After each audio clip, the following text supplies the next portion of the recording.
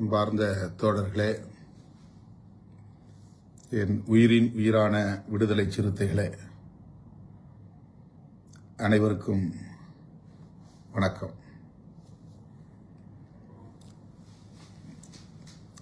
தேர்தல் வாக்குப்பதிவுக்கு பின்னர்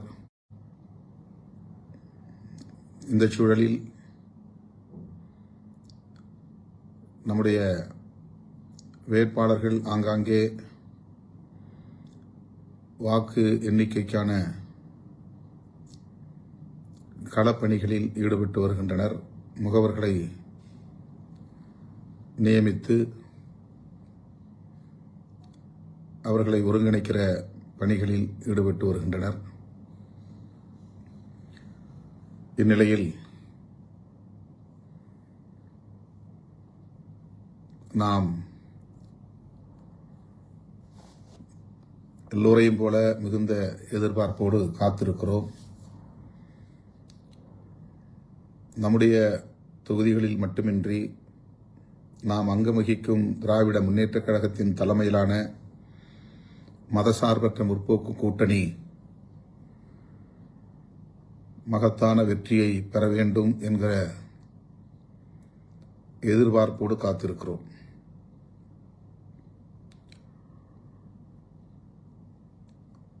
ஏறத்தாழ 10 நாட்களுக்கு மேலாக நான் நம்முடைய வேட்பாளர்கள் போட்டியிடும் தொகுதிகளோடு தோழமை கட்சிகளின் வேட்பாளர்கள் போட்டியிடும் தொகுதிகளுக்கும் வாக்கு சேகரிக்கும் பணிகளில் ஈடுபட்டேன். காலை 9 மணியிலிருந்து இரவு 10 மணி வரையில் ஒவ்வொரு நாளும் தீவிரமான வாக்கு சேகரிப்பில் ஈடுபட்டதை நீங்கள் அனைவரும் நன்கு அறிவீர்கள்.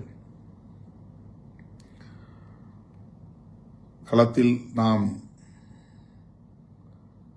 நேரில் கண்ட உண்மை, மக்கள் பெருமளவில் திராவிட முன்னேற்றக் கழகத்தின் தலைமையிலான கூட்டணியை ஆதரிக்கிறார்கள் என்பதுதான். மக்களின் பேராதரவோடு நம்முடைய கூட்டணி மாபெரும் வெற்றியை பெறும். அந்த வகையில் விடுதலை சிறுத்தைகள் போட்டியிடும் 8 தொகுதிகளிலும் நாம் வெற்றி பெறுவோம் என்று நான் பெரிதும் நம்புகிறேன். நாம் அனைவரும் அந்த நம்பிக்கையோடு காத்திருப்போம். நான் சில தகவல்களை உங்களோடு பகிர்ந்து கொள்ள விரும்புகிறேன். முதலில் விடுதலை சிறுத்தைகளின் விருதுகள் வழங்கும் விழா தொடர்பான சில தகவல்கள். ஒவ்வொரு ஆண்டும் ஏப்ரல் 14 புரட்சியாளர் அம்பேத்கர் பிறந்த நாள் அன்று நாம் சான்றோர் பெருமக்களை தேர்வு செய்து அவர்களுக்கு விருதுகளை வழங்கி சிறப்பித்து வருகிறோம். தேர்தல் வரும் ஆண்டுகளில் இது அவ்வப்போது தள்ளி போகிறது. தேர்தலில் நாம் தீவிரமான ஈடுபாட்டில் இருந்த நிலையில் விருதுகள் வழங்கும் விழா தொடர்பான நிலைப்பாட்டை எடுக்க இயலவில்லை. அது தொடர்பான அறிவிப்பையும் செய்ய இயலவில்லை. அதற்காக பெரிதும் வருந்துகிறேன்.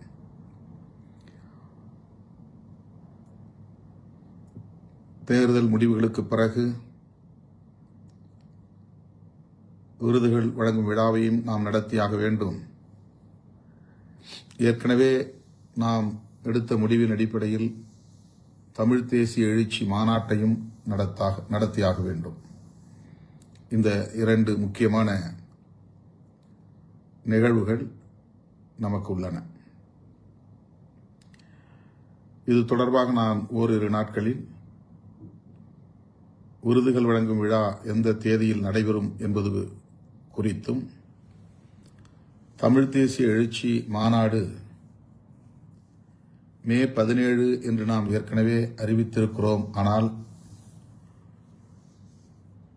அவ்வாறு திட்டமிட்டவாறு மே 17 அன்று நடத்த இயலாது. ஆகவே எந்த தேதியில் அந்த மாநாட்டை நாம் நடத்த இருக்கிறோம் என்பது குறித்தும் தேர்தல் முடிவுக்கு பின்னர், ஆனால் மாநாடு தள்ளி போகிறது. ஜூன் மாதம் அல்லது அதற்கு பின்னர் ஏதேனும் ஒரு நாளில், ஜூலையிலோ ஆகஸ்டிலோ நாம் அதை நடத்தலாம் என்று எண்ணியிருக்கிறோம். அது தொடர்பான அறிவிப்பை தேர்தல் முடிவுக்கு பின்னர் அறிவிப்பேன் என்பதையும் தெரிவித்துக் கொள்கிறேன்.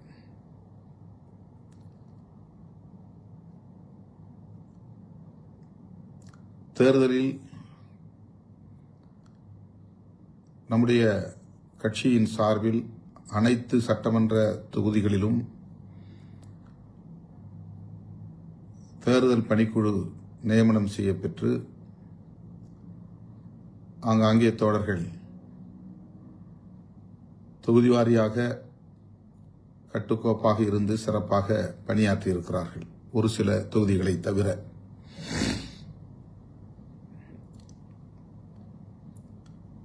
அது தொடர்பான தகவல்கள் திரட்டப்பட்டு வருகின்றன.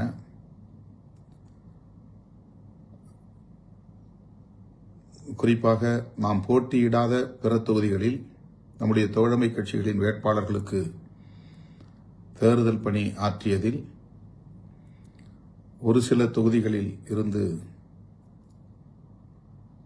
தோழர்கள்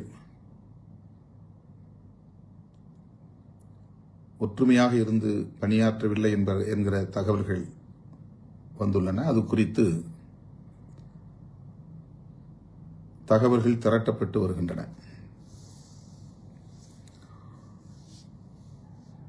என்றாலும் கூட மிகச்சிறப்பாக நம்முடைய முன்னணி பொறுப்பாளர்கள், தோழமை கட்சிகளின் வேட்பாளர்களுடைய வெற்றிக்கு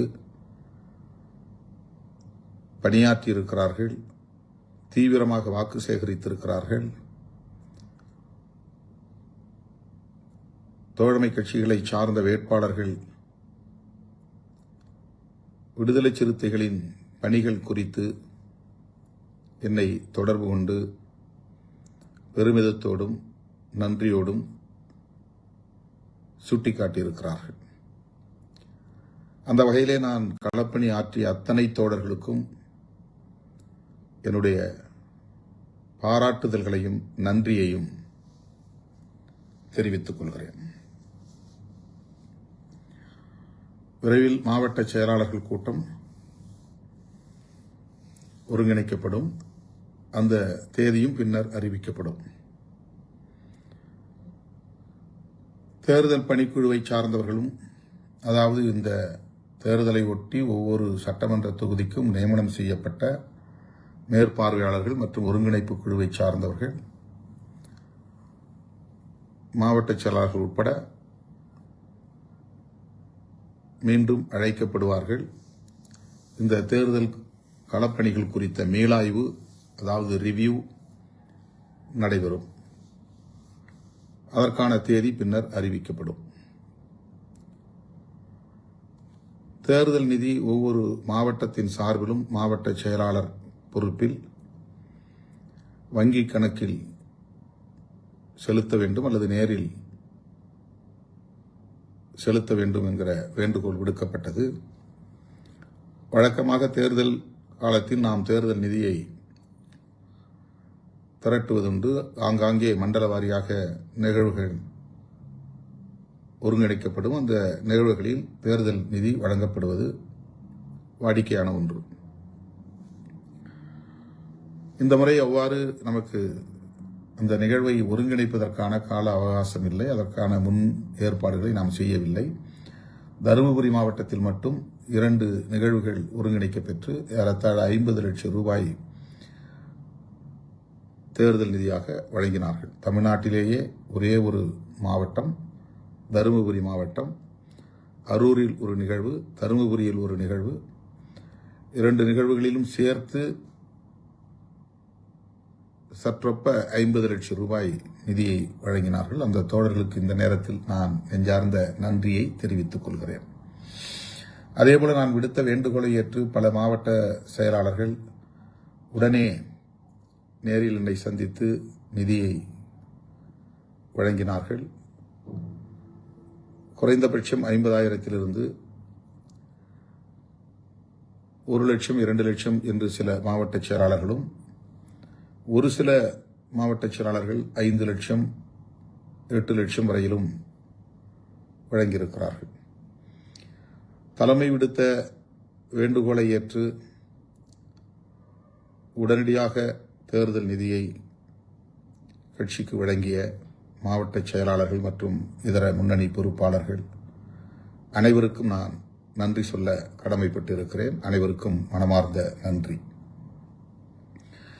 மாவட்ட செயலாளர்கள் மட்டுமின்றி மாநில பொறுப்பாளர்களும் நான் விடுத்த வேண்டுகோளை ஏற்று ஒரு சில தோழர்கள் தலா 10,000 என்கிற வகையிலே தேர்தல் நிதி வழங்கியிருக்கிறார்கள். பெரும்பாலானோர் மாநில பொறுப்பாளர்கள் அவ்வாறு நிதி வழங்கவில்லை.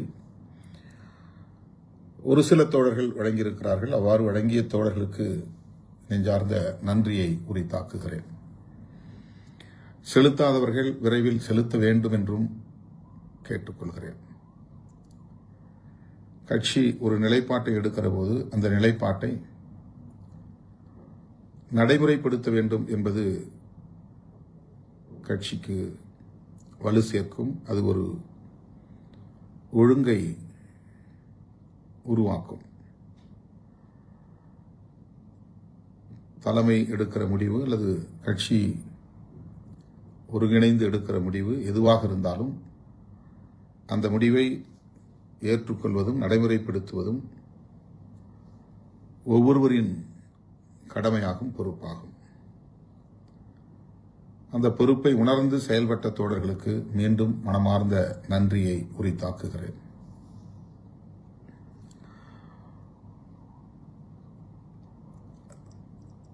மதசார்பற்ற முற்போக்கு கூட்டணி மாபெரும் வெற்றியை பெறப்போகிறது. அதிலே எந்த மாற்று கருத்தும் இல்லை. நான் ஏற்கனவே சொன்னது போல் கூட்டணி பலம் அதற்கு முதன்மையான காரணம். கடந்த 5 ஆண்டுகளில் திமுக அரசு பெண்களை மையப்படுத்தி தீட்டிய திட்டங்கள், மாணவ செல்வங்களை மையப்படுத்தி தீட்டிய திட்டங்கள், வெற்றிகரமாக அவற்றை நடத்தி நடைமுறைப்படுத்தி நிகழ்த்தியிருக்கிற சாதனைகள் நமக்கு கூடுதல் வலு சேர்ப்பதாக அமைந்துள்ளன. மூன்றாவதாக, இந்த கூட்டணி கொள்கை பிடிப்புள்ள ஒரு கூட்டணி என்பதை நாம் அடுத்தடுத்து நடைபெற்ற தேர்தல்களின் மூலம் உறுதிப்படுத்தியிருக்கிறோம். மதச்சார்பின்மையை முன்னிறுத்தி தமிழகத்தில் மதத்தின் பெயரால், சாதியின் பெயரால் சமூகங்களை பிளவுபடுத்துவதற்கு இடம் கொடுத்து விடக்கூடாது, வன்முறை அரசியலுக்கு வழிவகுத்து விடக்கூடாது, வட இந்திய மாநிலங்களில் நிகழ்வது போன்ற வெறுப்பு அரசியல் இங்கே தலை தூக்கிவிடக்கூடாது என்கிற பொறுப்புணர்வோடு இந்த ஒரு அணி தொடர்ந்து கடமையாற்றி வருகிறது என்பதை மக்கள் உணர்ந்திருக்கிறார்கள். ஆக இந்த கூட்டணியின் மீதான நன்மதிப்பு, ஒரு குட் ஃபெய்த், ஒரு கிரெடிபிலிட்டி, நம்பகத்தன்மை மக்களிடையே வளர்ந்தோங்கி இருக்கிறது. அது நம்முடைய கூட்டணியின் வெற்றிக்கு கூடுதல் பலம். இவை எல்லாவற்றையும் விட விடுதலை சிறுத்தைகள் கட்சி இந்த கூட்டணியை கட்டுக்கோப்பாக வைத்திருப்பதில் எடுத்துக்கொண்ட முயற்சி,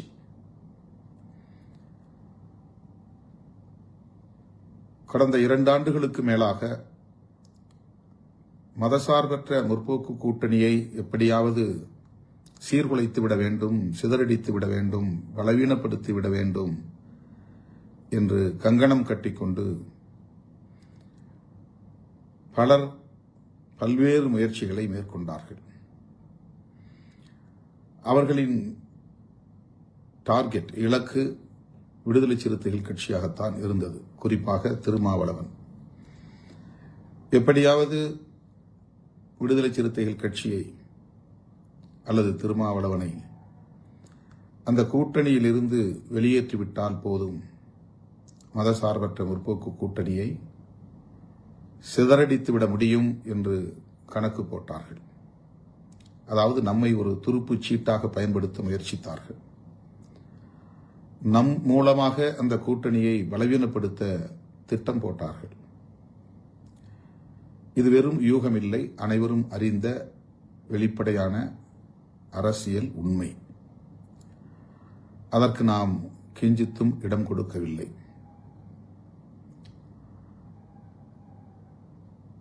எந்த ஆசை காட்டுதல் அல்லது மயக்குதல் போன்ற அந்த காரணங்களை முன்னிறுத்தி அதன் மூலம் நம்முடைய இயக்க தோழர்களை அந்த கூட்டணியில் இருந்து எப்படி வெளியேற்ற முடியும் என்கிற முயற்சியில் தொடர்ந்து ஈடுபட்டு வந்தனர். எல்லா முயற்சிகளையும் நாம்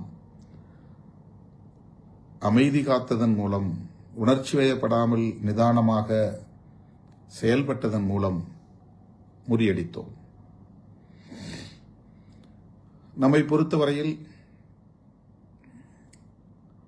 தொலைநோக்கு பார்வையோடு இந்த கூட்டணியில் இருக்கிறோம்.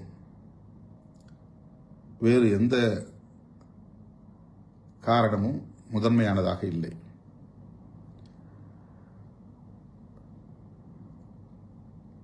மதவாத சக்திகள், சாதியவாத சக்திகள்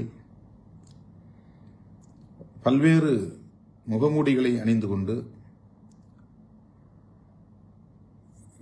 களத்திற்கு வந்திருக்கிறார்கள் என்பதை நாம் அறிவோம். அவர்கள் வலுப்பெற்றால் நாம் பேசும் அரசியலுக்கே பெரும் தீங்கு விளைந்துவிடும். எதிர்காலத்தில் இந்த அரசியலையே நம்மால் பேச முடியாத ஒரு சூழல் உருவாகிவிடும். சாதியின் பெயரால், மதத்தின் பெயரால்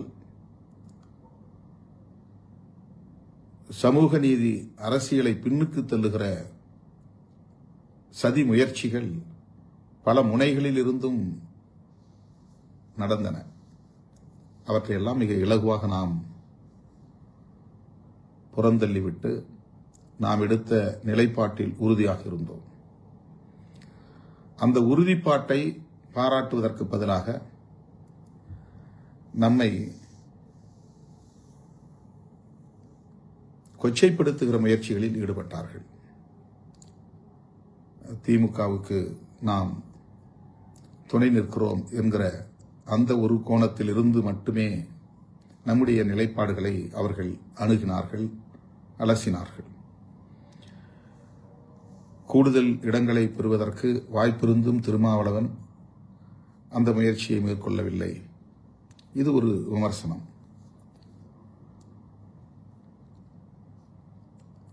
ஒடுக்கப்பட்ட மக்களுக்கு எதிராக இந்த அரசு இருக்கிறது.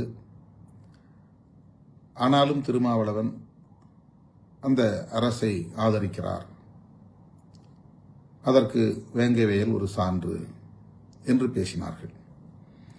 இதெல்லாம் ஒடுக்கப்பட்ட மக்களின் மீதான நல்லெண்ணத்தின் அடிப்படையில் அல்ல, அவர்களுக்கு நீதி கிடைக்க வேண்டும் என்கிற பொருளில் அல்ல.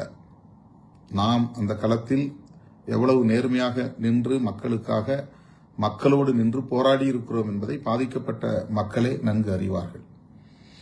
ஆனால் இப்படியெல்லாம் சில காரணங்களை முன்வைத்து நம்மை அந்த கூட்டணியில் இருந்து வெளியேற்றுவதற்கு பெருமுயற்சியை மேற்கொண்டார்கள். நாம் அதற்கு இணங்கவில்லை,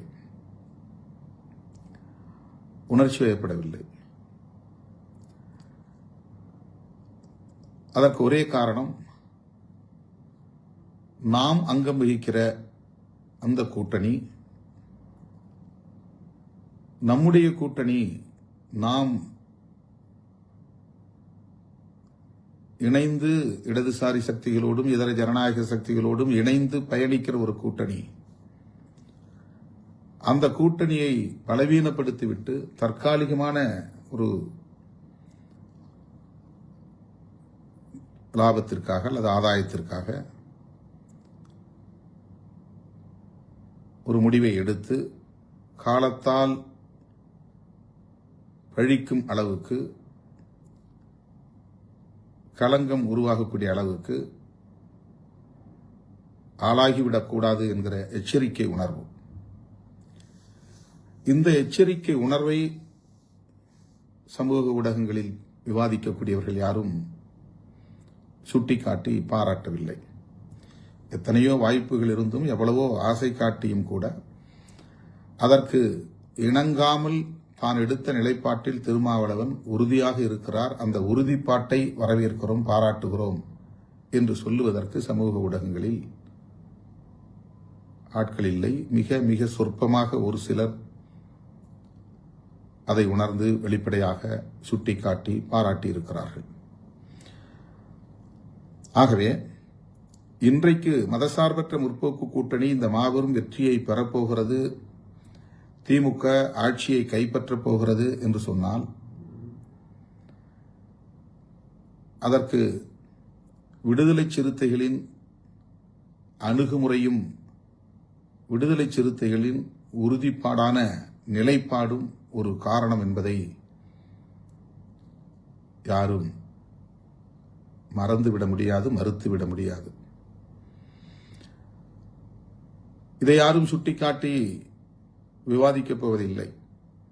ஆனால் நாம் உணர்ந்தாக வேண்டும், நீங்கள் உணர்ந்தாக வேண்டும்.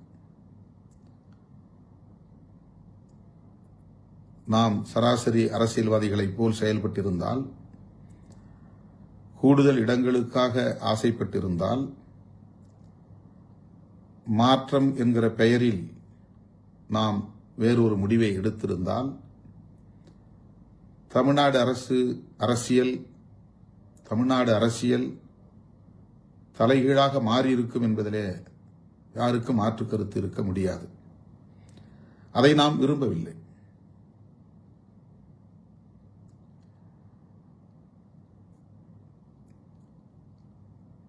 தேர்தல் தொகுதி பங்கீடு தொடர்பான பேச்சுவார்த்தையின் போது இரட்டை இலக்கத்தில் நமக்கு இடம் வேண்டும் என்று உயர்நிலைக்குழுவிலே நாம் தீர்மானம் போட்டோம். தொடர்ந்து அதை வலியுறுத்தி வந்தோம். ஆனாலும் நம்மால் இரட்டை இலக்கத்தை எட்ட முடியவில்லை. அதற்கு நான் முரண்டு பிடிக்கவில்லை. பேரம் என்கிற பெயரில் இழுபறி நிலையை உருவாக்கவில்லை. கூட்டணியில் ஒரு சங்கடமான சூழலை உருவாக்க நான் விரும்பவில்லை. அது கூட்டணியை பலவீனப்படுத்துவதற்கு காரணமாக அமைந்துவிடக் கூடாது, யாருக்கும் தீனி போடக்கூடாது என்கிற பொறுப்புணர்வோடு நானே ஒரு முடிவெடுத்து ஒப்பந்தத்தில் கையெழுத்திட்டேன். மேலோட்டமாக பார்த்தால் அது ஒரு ஏமாளித்தனம் போல் தெரியும். பொறுப்புணர்வோடு ஆய்வு செய்து பார்த்தால் அதில் நம்முடைய பெருந்தன்மையை புரிந்து கொள்ள முடியும், நம்முடைய தொலைநோக்கு பார்வையை புரிந்து கொள்ள முடியும், நம்முடைய கொள்கை பிடிப்பை உணர்ந்து கொள்ள முடியும், நம்முடைய ஆளுமை திறனை அறிந்து கொள்ள முடியும், நமக்கு இருக்கிற அரசியல் புரிதலை உணர முடியும். ஆனால் அதையும் பலர் இங்கே கொச்சைப்படுத்தினார்கள், இன்னும் கொச்சைப்படுத்துவார்கள். அவற்றையெல்லாம் நாம் பொருட்படுத்த தேவையில்லை. இப்போது எக்ஸிட் போல் தேர்தலுக்கு பிந்தைய கருத்து கணிப்பு வெளிவந்திருக்கிறது. பல நிறுவனங்கள் திமுக கூட்டணி மகத்தான வெற்றியை பெறும், திமுக மீண்டும் ஆட்சியை கைப்பற்றும் என்றெல்லாம் முடிவுகளை வெளியிட்டிருக்கிறார்கள். ஒரு சில நிறுவனங்கள், RSS பின்னணி உள்ள நிறுவனங்கள், பாஜக ஆதரவு நிறுவனங்கள், வலதுசாரி கருத்தியலை உயர்த்தி பிடிக்கிற சில சக்திகள் அதற்கு மாறான கருத்து கணிப்பை வெளியிட்டிருக்கிறார்கள். இந்த கருத்து கணிப்புகளை நாம் பொருட்படுத்த தேவையில்லை. நாம் களத்தில் நிற்பவர்கள், மக்களோடு நிற்பவர்கள், மக்கள் உணர்வுகளை புரிந்து கொள்ளும் வாய்ப்பை பெற்றவர்கள், 4 சுவர்களுக்கு இடையிலே அமர்ந்து அரசியல் கணக்குகளை ஆய்வு செய்யக்கூடியவர்கள் அல்ல. மக்களின் நாடி பார்த்து நாம் காய்களை நகர்த்துகிறோம். ஆகவே எப்படி கணக்கு போட்டு பார்த்தாலும் திமுக கூட்டணிதான் பெரும் வெற்றியை பெறும் என்பதிலே இரண்டாவது கருத்து இருக்க முடியாது. திமுக அல்லது திமுக கூட்டணிக்கு எதிரான வாக்குகளை பலர் போட்டி போட்டு பிரிக்கிறார்கள், பங்கு போடுகிறார்கள். பொதுவாக திராவிட கட்சிகளுக்கு, திமுக அதிமுக ஆகிய இரு கட்சிகளுக்கு எதிரான ஒரு கருத்து இந்த அரசியல் களத்தில் நீண்ட காலமாக இருந்து வருகிறது. எதிர்ப்பு வாக்குகளும் இருந்து வருகின்றன.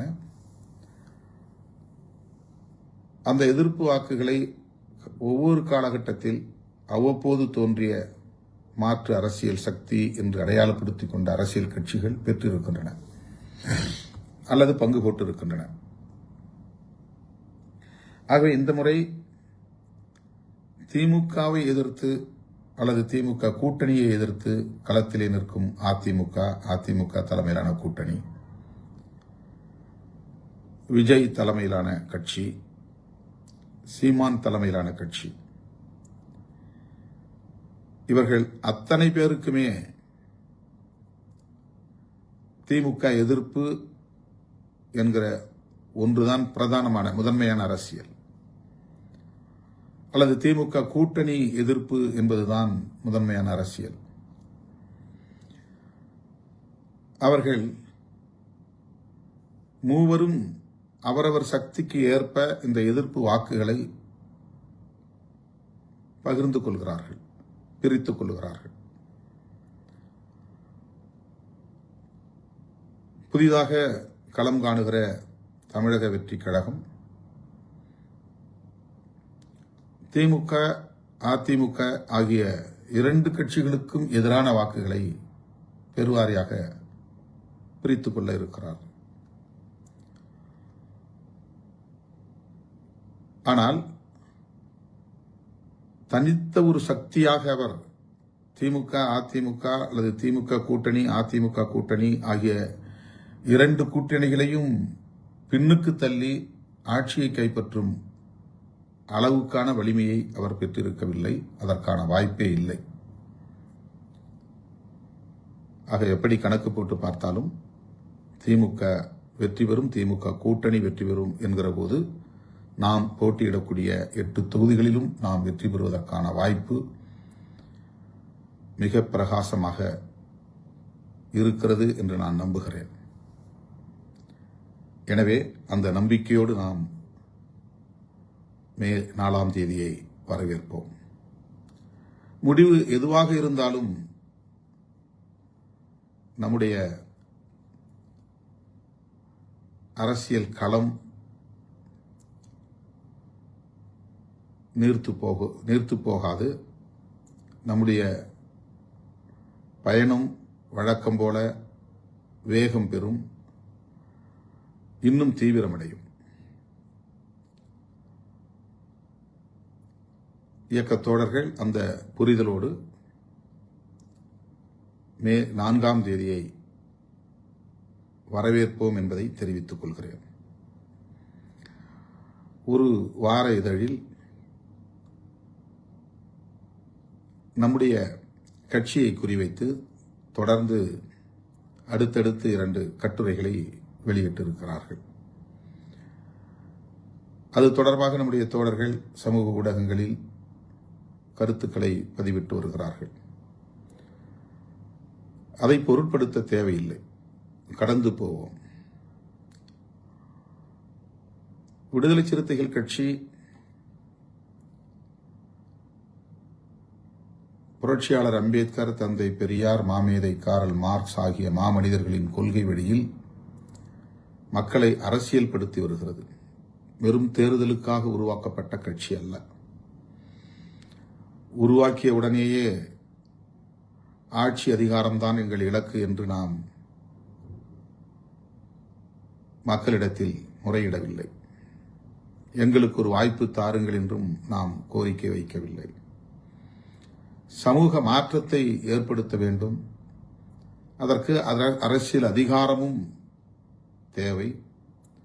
அந்த அடிப்படையில் நாம் தேர்தல் களத்தை சந்திக்கிறோம். தேர்தல் களமே நமக்கு முதன்மையானதல்ல, ஆட்சி அதிகாரமே நம்முடைய ஒரே இலக்கும் அல்ல.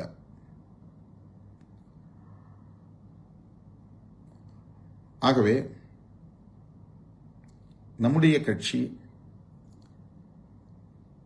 ஒரு கூட்டணியில் இணைந்து சட்டப்பேரவை தேர்தல்களில் சில இடங்களை பெற்று வேட்பாளர்களை நிறுத்துகிறோம். பெரிய ஒரு கூட்டணியிலே இடம்பெறுகிற போது சில இடங்களை மட்டுமே பெறும் நிலை தவிர்க்க முடியாதது. இது ஒரு அரசியல் இயக்கம். சமூக இயக்கம் என்கிற நிலையிலிருந்து ஒரு அரசியல் இயக்கமாக பரிணாமம் பெற்று வருகிறது. ஒரு குறிப்பிட்ட சமூக அடையாளம் இந்த இயக்கத்திற்கு உண்டு என்றாலும் கூட அனைத்து தரப்பை சார்ந்த அனைத்து சமூக மக்களும் இந்த கட்சியை ஒரு பொதுவான அரசியல் இயக்கமாக பார்க்கும் வகையில், அணுகும் வகையில், ஏற்கும் வகையில் நம்முடைய அரசியல் உத்திகளை நாம் மேற்கொண்டு வருகிறோம், கையாண்டு வருகிறோம். அதன் அடிப்படையில் தான் 6 தொகுதிகளை பெற்றாலும் 2 பொது தொகுதிகள், 8 தொகுதிகளை பெற்றாலும் 2 பொது தொகுதிகள் என்று நாம் பொது தொகுதிகளையும் பெற்று தலித் அல்லாத தோழர்களை வேட்பாளர்களாக நிறுத்தி அவர்களை சட்டமன்றத்திற்கு கடந்த தேர்தலில் அனுப்பியிருக்கிறோம். முதல் முறையாக ஒவ்வொரு சட்டப்பேரவை தேர்தலிலும் ஒரு இஸ்லாமியருக்கு நாம் வாய்ப்பு கொடுத்து சிறுபான்மை சமூகத்தினருக்கான ஒரு பேரியக்கம் இது என்பதை அரசியல் ரீதியாக உறுதிப்படுத்தி இருக்கிறோம். 30 இடங்களை பெற்றாலும் கூட அதிலே ஒரு முஸ்லீமை நிறுத்துவதில்லை என்கிற நிலையை சில கட்சிகள் கையாண்டிருக்கின்றன. 100க்கும் மேற்பட்ட இடங்களில் போட்டியிட்டாலும் ஓரிரு தொகுதிகளில் மட்டும்தான் இஸ்லாமியர்களுக்கு வாய்ப்பளிக்கிற நிலை இருக்கிறது. ஆனால் நாம் 2006, 2011, 2016, 2021 என்று அடுத்தடுத்து சட்டப்பேரவை பொதுத் தேர்தல்களில் நாம் எத்தனை இடங்களை பெற்றாலும் அவற்றில் ஒரு இஸ்லாமியரை கட்டாயமாக வேட்பாளராக்கி இருக்கிறோம். வெற்றி பெற்றாலும் வெற்றி பெறாவிட்டாலும் அந்த வாய்ப்பை தந்திருக்கிறோம். அதேபோல ஒரு ஓபிசி சமூகத்திலிருந்து அல்லது எம்பிசி சமூகத்திலிருந்து ஒரு வேட்பாளரை நிறுத்த வேண்டும் என்கிற அடிப்படையில் கடந்த முறை தம்பி பாலாஜியை திருப்போரூரில் நாம் நிறுத்தினோம். அவரும் வெற்றி பெற்றார். தம்பி ஷானவாஸ் அவர்களும் வெற்றி பெற்றார். 4 பேரில் 2 பேர் பொது தொகுதிகளில் வெற்றி பெற்றார்கள். இது ஒரு அரசியல் இயக்கம் செய்ய வேண்டிய ஒரு நடைமுறை, கையாள வேண்டிய ஒரு உத்தி.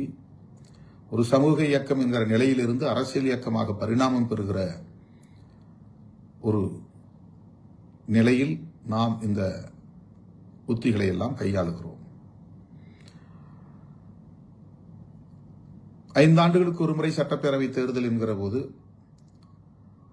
ஒவ்வொரு தேர்தலிலும் பலர் பொது தொகுதிகளில் தங்களுக்கு இந்த முறை வாய்ப்பு கிடைக்கும் என்று எதிர்பார்ப்பதும், அப்படி அந்த வாய்ப்பு வழங்கப்படாத நிலை வரும்போது அவர்கள் ஏமாற்றம் அடைவதும்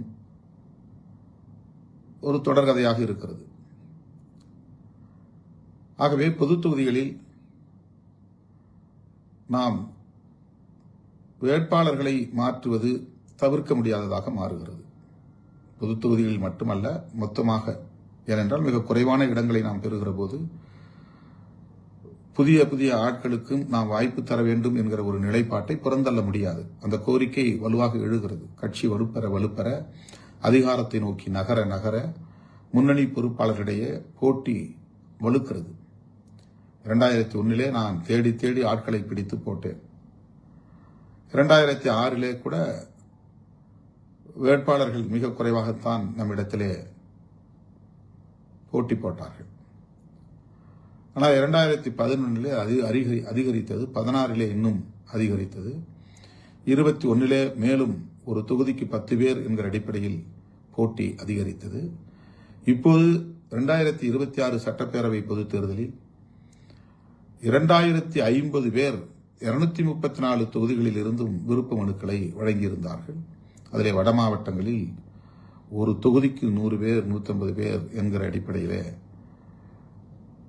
விருப்ப மனு செய்திருந்தார்கள். அதில் ஒரு சிலர் ஒருவருக்கே 10 விருப்ப மனு, 15 விருப்ப மனு என்றெல்லாம் கொடுத்தார்கள்.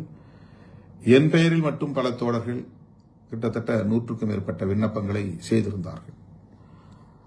ஆக 2026 விருப்ப மனு கொடுத்தவர்களின் எண்ணிக்கை பெருகி இருக்கிறது. அந்த போட்டி என்பது அதிகரித்திருக்கிறது. வெறும் 5000 ரூபாய் விருப்ப மனுக்கு நாம் செலுத்த வேண்டும் என்று சொல்லியிருந்தோம். அதன்படி பார்த்தால் ஏறத்தாழ 1.25 கோடி ரூபாய் அந்த விருப்ப மனு செலுத்தியதிலேயே வங்கி கணக்கில் சேர்ந்தது. அந்த 1.25 கோடி ரூபாயில் 1 கோடி ரூபாயை எடுத்து நாம் தேர்தல் செலவில் பயன்படுத்தினோம். வேட்பாளர்களுக்கு தலா 10 லட்சம் உடனே நான் காசோலை மூலமாக வழங்கினேன். இது நம்முடைய தோழர்கள் சொந்த பணத்திலிருந்து கட்சிக்கு என்று செலுத்திய தொகை. இதை உங்களுக்கு நான் வழங்குகிறேன். அவர்களை நெஞ்சிலே நிறுத்திக் கொண்டு இந்த பணத்தை எடுத்துச் செல்லுங்கள். நம் தோழர்கள் கொடுத்த பணம் இது எங்கும் நன்கொடையாக திரட்டிய பணம் இல்லை என்றெல்லாம் சொல்லியே கொடுத்தேன். ஆக போட்டி நாளுக்கு நாள் ஒவ்வொரு தேர்தலிலும் அதிகரிக்கிறது. அப்படி அதிகரிக்கிற போது புதிய முகங்களுக்கு வாய்ப்பு தர வேண்டும் என்பதை ஒரு நிலைப்பாடாக நாம் எடுக்க வேண்டிய ஒரு கட்டாயம் எழுகிறது. அந்த அடிப்படையில் தான் பொது தொகுதிகளில் வென்ற தம்பி ஷானவாஸ் அவர்களுக்கும் தம்பி SS பாலாஜி அவர்களுக்கும் இந்த முறை நான் வாய்ப்பு தர இயலாமல் போனது. ஆனால் அதற்கு வெவ்வேறு காரணங்களை பலரும் சமூக ஊடகங்களில் எடுத்துச் சொன்னார்கள், விவாதித்தார்கள். அது உண்மையல்ல. அந்த காரணங்கள் எதுவும் உண்மையல்ல. திமுக கூட்டணியில் உறுதியோடு இருப்போம் என்ற முடிவை திருமாவளவன் தான் எடுக்கிறான். திமுக கூட்டணியில் விடுதலை சிறுத்தைகள் கட்சி நீடிப்பதற்குரிய காரணங்களை திருமாவளவன் தான் விளக்குகிறான். அதை பின்பற்றிதான் இயக்கத்தோழர்கள், நம்முடைய சட்டமன்ற உறுப்பினர்கள் 4 பேருமே சட்டமன்றத்தில் பேசினார்கள். அது எனக்கு எப்படி முரண்பாடானதாக இருக்க முடியும்? அது முற்றிலும் தவறான ஒரு கருத்து. அவர்களுக்கு வழங்கப்படவில்லை என்ற ஒரே காரணத்தை வைத்து திமுகவுக்கு அவர்கள் நெருக்கமாக இருந்தார்கள். அதனால்தான்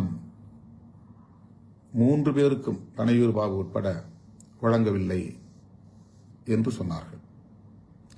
இது முற்றிலும் தவறானது என்பதை ஏற்கனவே நான் விளக்கிவிட்டேன்.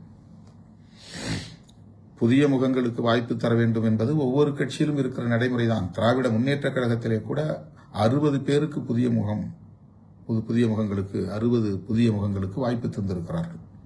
அப்படி என்றால் 60 பேர் பழைய சிட்டிங் MLAs. அந்த வாய்ப்பு மறுக்கப்பட்டிருக்கிறது. அதை பற்றி யாருமே பேசவில்லை. விடுதலை சிறுத்தைகளை பற்றி மட்டும் பேசுகிறார்கள். ஏனென்றால் அவர்கள் எடுத்த முயற்சிக்கு திருமாவளவன் இணங்காமல் திமுக கூட்டணியை கட்டுக்கோப்பாக வைத்திருப்பதற்கு முதன்மை காரணியாக இருந்திருக்கிறான் என்பதை அவர்களால் பொறுத்துக் கொள்ள முடியவில்லை, சகித்துக் கொள்ள முடியவில்லை. நம் மீது அவருடைய காழ்ப்பை கொட்ட வேண்டும், கக்க வேண்டும் என்பது அடிப்படை காரணம். கம்யூனிஸ்ட் கட்சிகளில் கூட சென்ற முறை வென்றவர்கள் இந்த முறை வாய்ப்பு மறுக்கப்பட்டிருக்கிறார்கள். யாரும் அதை பேசவில்லை. ஒவ்வொரு கட்சியிலும் இது நடைமுறையில் இருப்பதுதான். வெற்றி பெற்றவர்களுக்கே திரும்ப திரும்ப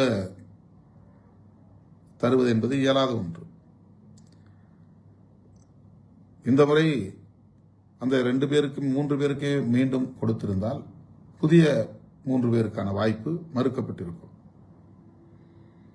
ஆக இந்த முறை இஸ்லாமியர் ஒருவருக்கு, கிறித்தவர் ஒருவருக்கு வழங்க வேண்டும் என்கிற அடிப்படையில் தான் பன்ருட்டி ஒரு இஸ்லாமியருக்கும் திருப்போரூர் ஒரு கிறித்தவருக்கும் வழங்கப்பட்டிருக்கிறது. இது என்னுடைய நிலைப்பாடு. அவர்களுக்கு வழங்கவில்லை என்பதற்கு இதுதான் காரணமே தவிர வேறொன்றுமில்லை. செய்யூர் தொகுதியை பொறுத்தவரையில் மீண்டும் அதை நான் உங்களுக்கு விளக்க கடமைப்பட்டிருக்கிறேன். என்னை நம்பி என்னோடு களத்தில் நிற்கிற நீங்கள் அதில் தெளிவாக இருக்க வேண்டும். எனக்கு எதிராக எவ்வளவோ அவதூறுகளை பலரும் பரப்புகிறார்கள், அதை நான் காதில் போட்டுக் கொள்வதில்லை. ஆனால் நீங்கள் என்னோடு 30-35 ஆண்டுகளாக கைகோர்த்து களத்தில் நிற்கிற என் உயிரின் உயிரான விடுதலை சிறுத்தைகள் தெளிவோடு இருக்க வேண்டும்.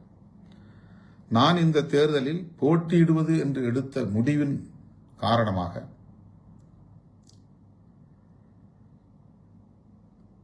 ஒரு அதிர்ச்சி அல்லது பலருக்கும் வியப்பை தருகிற ஒரு நிலை உருவானது. ஏன், என்ன காரணம்? இவர் எம்பியாக இருக்கிறார். இன்னும் 3 ஆண்டுகள் பதவி காலம் இருக்கிறது. எம்பி பதவியை ராஜினாமா செய்துவிட்டு சட்டமன்ற தேர்தலில் போட்டியிட வேண்டும் என்று ஏன் இவர் முடிவெடுத்தார்? பலரும் தங்களுடைய யூகங்களை எல்லாம் செய்திகளாக்கிக் கொண்டிருந்தார்கள். அதற்குரிய காரணங்களை நான் விளக்கியிருக்கிறேன். நான் தேர்தலில் போட்டியிடப் போகிறேன் என்பது குறித்து முன்கூட்டியே யாரிடத்திலும் நான் விவாதிக்கவில்லை. அதற்கு காரணம், அதிலே எனக்கு ஒரு 2வது கருத்தும் இருந்ததுதான். வேண்டாம் என்கிற 2ஆம் கருத்தும் இருந்தது. போட்டியிட வேண்டும் என்கிற ஒரு கருத்தும் இருந்தது. வேண்டாம் என்கிற ஒரு கருத்தும் இருந்தது.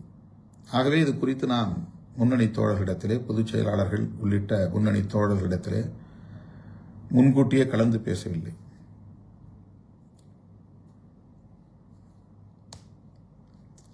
திடுமென நான் போட்டியிடுவதாக அறிவித்தேன். நம்முடைய தோழர்கள், முன்னணி தோழர்கள் பலரும் அதிர்ச்சி அடைந்தார்கள். மற்றவர்கள் எப்படியோ அது வேறு. நம்முடைய தோழர்கள், நான் போட்டியிடுவது என்று முடிவெடுத்ததும் காட்டுமன்னார்குடி தொகுதியில்தான் என்று அறிவித்ததும்,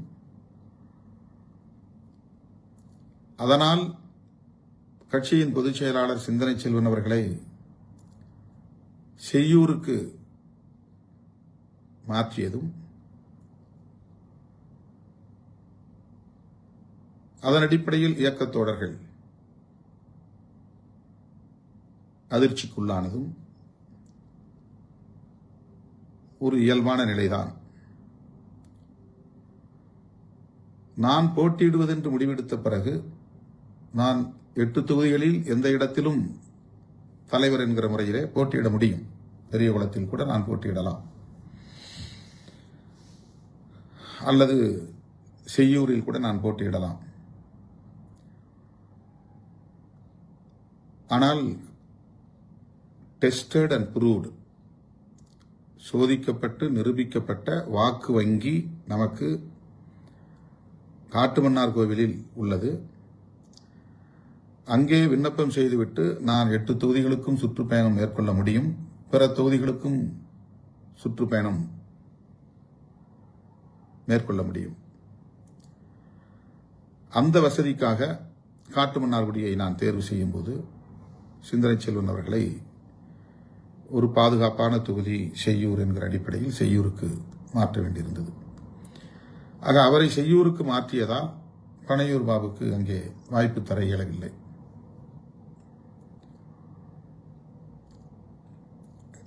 கட்சியில் அவர் சேர்ந்தவுடனேயே சமூக ஊடகத்தின் ஊடக மையத்தின் முதன்மை செயலாளர் என்கிற பொறுப்பை அவருக்கு வழங்கி அவரை சிறப்பித்திருக்கிறோம். அதன் பிறகு எத்தனையோ தோழர்கள் போட்டி போட்ட நிலையில் நீண்ட காலமாக என்னோடு பயணிக்கிற மூத்த தோழர்கள் வேட்பாளராக வேண்டும் என்று விரும்பிய நிலையில் அந்த தொகுதியில் பனையூர் பாபு அவர்களுக்கு ஒரு வாய்ப்பை தந்து சட்டமன்ற உறுப்பினராக்கியிருக்கிறோம்.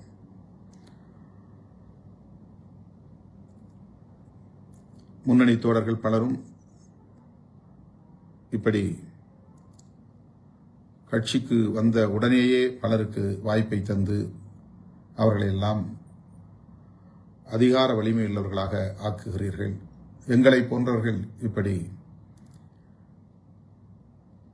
இன்னும் அந்த இடத்தை தொட முடியாத நிலையில் இருக்க வைத்திருக்கிறீர்களே என்று அப்போது பேசியிருக்கிறார்கள், வருத்தப்பட்டிருக்கிறார்கள். அதன் பின்னர் வழக்கம் போல நான் எடுத்த முடிவுக்கு முழுமையான ஒத்துழைப்பை நல்கி அரும்பாடுபட்டு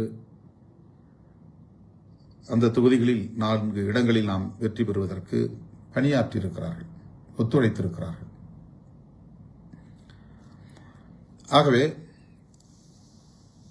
ஒருமுறை சட்டமன்றத்திற்கு செல்லுகிற வாய்ப்பு அவருக்கு கிடைத்திருக்கிறது. ஒருமுறை சட்டமன்றத்திற்கு செல்லுகிற வாய்ப்பு தம்பி ஷானவாசுக்கு கிடைத்திருக்கிறது, தம்பி SS பாலாஜிக்கு கிடைத்திருக்கிறது என்கிற நிலையில் அந்த இடத்தில் புதிதாக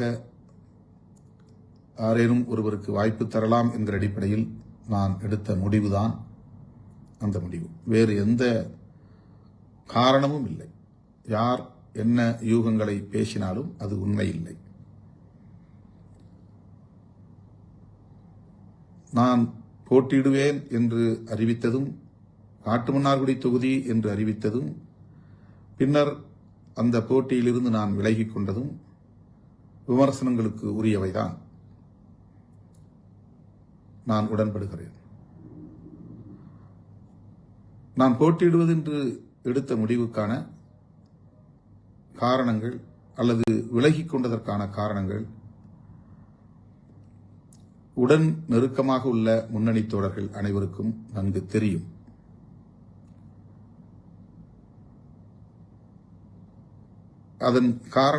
அதற்கான காரணங்களை நான் ஓரளவுக்கு விளக்கியும் சொல்லியிருக்கிறேன்.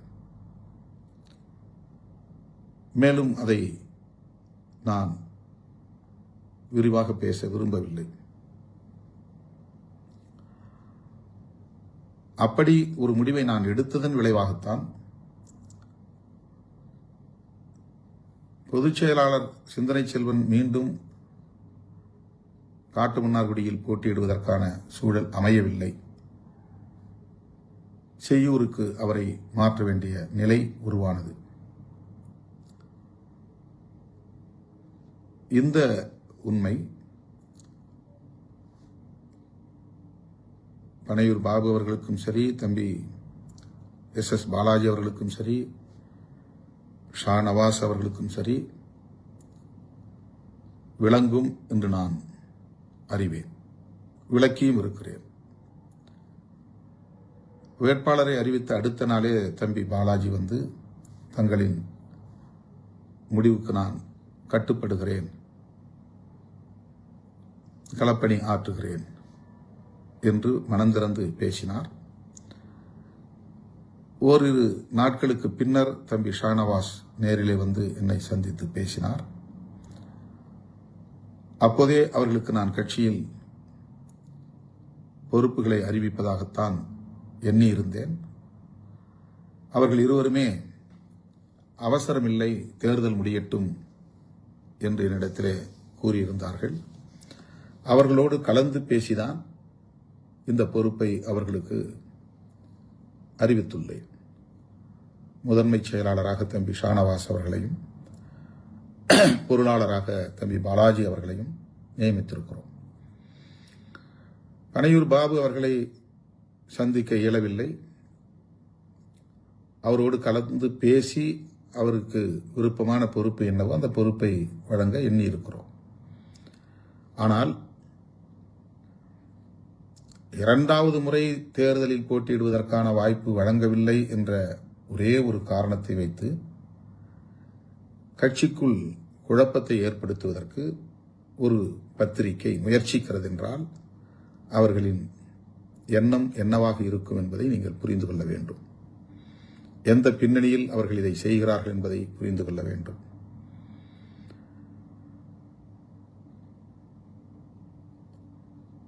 அதாவது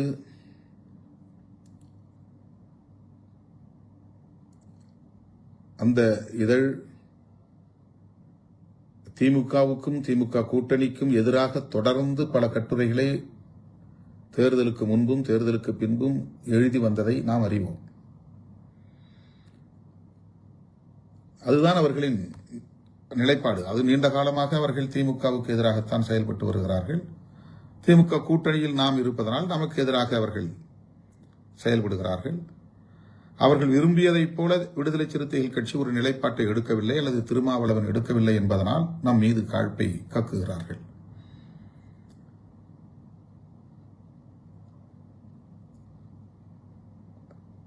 தோழர்களே, விடுதலை சிறுத்தைகள் கட்சி ஒரு நெடுங்கால கனவை சுமந்து களத்தில் பணியாற்றிக் கொண்டிருக்கிறது. புரட்சியாளர் அம்பேத்கர் கண்ட கனவு ஒரு மதசார்பற்ற தேசத்தை கட்டமைக்க வேண்டும், அது ஒரு சமத்துவ இந்தியாவாக அமைய வேண்டும் என்பதுதான் மாமனிதர் புரட்சியாளர் அம்பேத்கர் அவர்களின் நெடுங்கால கனவு. அதற்காக அவர் வகுத்து கொடையளித்திருப்பது அரசமைப்பு சட்டம். அந்த அரசமைப்பு சட்டத்தின் உயிர்மூச்சு கோட்பாடுகளுள் ஒன்று மதச்சார்பின்மை. அந்த மதச்சார்பின்மை என்கிற ஒரு மகத்தான கோட்பாட்டுக்கு ஊறு விளைவிக்கும் உள்நோக்கம் கொண்ட கட்சிகள் நமக்கு எதிராக நிற்கின்றன. வெளிப்படையாக கூட்டணி அமைத்தும் களத்தில் நிற்கிறார்கள். நம்மை போலவே அரசியல் பேசிக்கொண்டே இந்த மதசார்பின்மை, சமத்துவம், சமூக நீதி போன்றவற்றுக்கு எதிரான சக்திகளோடு உறவாடிக்கொண்டே களத்தில் இருப்பவர்களும் இருக்கிறார்கள். குறிப்பாக விஜய் அவர்கள் பாஜக எங்கள் கொள்கை எதிரி என்று சொன்னார். அந்த ஒற்றை சொல்லை தவிர இதுவரையில் அடுத்த வார்த்தை பாஜகவுக்கு எதிராக அவர் பேசியதே இல்லை. அவருடைய நோக்கம் திமுக ஆட்சியை இருந்து அப்புறப்படுத்த வேண்டும் என்பது மட்டும்தான். அந்த ஆட்சியை அப்புறப்படுத்திவிட்டால் அடுத்து யார் ஆட்சிக்கு வருவார்கள் என்பதை பற்றி அவருக்கு கவலை இல்லை. பாஜக அங்கம் வகிக்கும் அதிமுக வந்தாலும் அவருக்கு பிரச்சனை இல்லை. ஆக அந்த நோக்கில் தான் அவர் செயல்படுகிறார் என்பதை தேர்தல் களத்தில் நாம் அம்பலப்படுத்தி இருக்கிறோம். அந்த கருத்துக்கு வலு சேர்க்கக்கூடிய சக்திகளுள், அந்த நோக்கமுள்ள சக்திகளுள் ஒன்றுதான் நமக்கு எதிரான கட்டுரையை வெளியிட்டிருக்கிற ஒரு இதழ். அவர்கள் எப்போதும் நம்மை ஊக்கப்படுத்தியதில்லை, அங்கீகரித்ததில்லை. கடந்த காலங்களிலும் நமக்கு எதிராக எத்தனையோ பல கட்டுரைகளை வெளியிட்டிருக்கிறார்கள் என்பதை நாம் அறிவோம். அதற்காக நாம் அவர்களுக்கு எதிரான எந்த அவதூறிலும் நாம் ஈடுபட்டதில்லை, எதிர்வினை ஆற்றியதில்லை. அவர்கள் மட்டுமல்ல, எந்த ஊடகமும் நம்மை பெரிதாக உயர்த்தி பிடித்ததில்லை, ஒரு பொருட்டாகவும் நம்மை எடுத்துக்கொண்டதில்லை. அதை பற்றி நாம் கவலைப்பட்டதும் இல்லை, கவலைப்பட போவதும் இல்லை. நாம் மக்களோடு களத்தில் நிற்கிறோம், மக்களோடு எப்போதும் போராடி கொண்டே இருப்போம். மக்கள் நம்மை ஏற்றுக்கொள்ளும் காலம் வரையில் தீவிரமாகவே நாம் பணியாற்றுவோம்.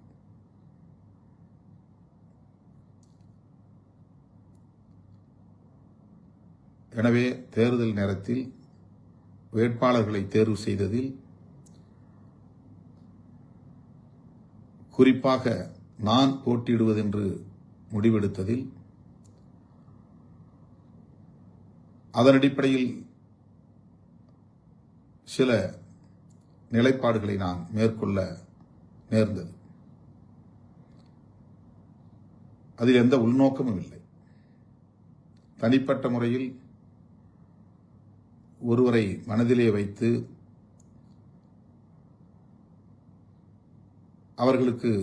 அவர்களுக்காக தொகுதி வாங்க வேண்டும் என்றோ அல்லது அவர்களுக்காக தொகுதியை வாங்கக்கூடாது என்றோ ஒருபோதும் நாம் சிந்தித்ததில்லை. நமக்கு தென் மாவட்டங்களிலும் இடம் வேண்டும், மேற்கு மாவட்டங்களில் ஏதேனும் ஒரு சில இடங்களாவது வேண்டும், டெல்டா மாவட்டங்களில் வேண்டும், வட மாவட்டங்களில் மட்டுமின்றி தமிழ்நாடு முழுவதும் பரவலாக நாம் போட்டியிட வேண்டும். அப்போதுதான் அரசியல் களத்தில் ஒரு தாக்கத்தை ஏற்படுத்த முடியும், அனைத்து தரப்பு மக்களின் நன்மதிப்பையும் பெற முடியும், அவர்களின் நல்லாதரவை வென்றெடுக்க முடியும் என்கிற அடிப்படையில் தான் 2001 தொடர்ந்து கூட்டணியில் பேச்சுவார்த்தை நடக்கும் போதெல்லாம் நான் பெருமுயற்சிகளை மேற்கொண்டிருக்கிறேன்.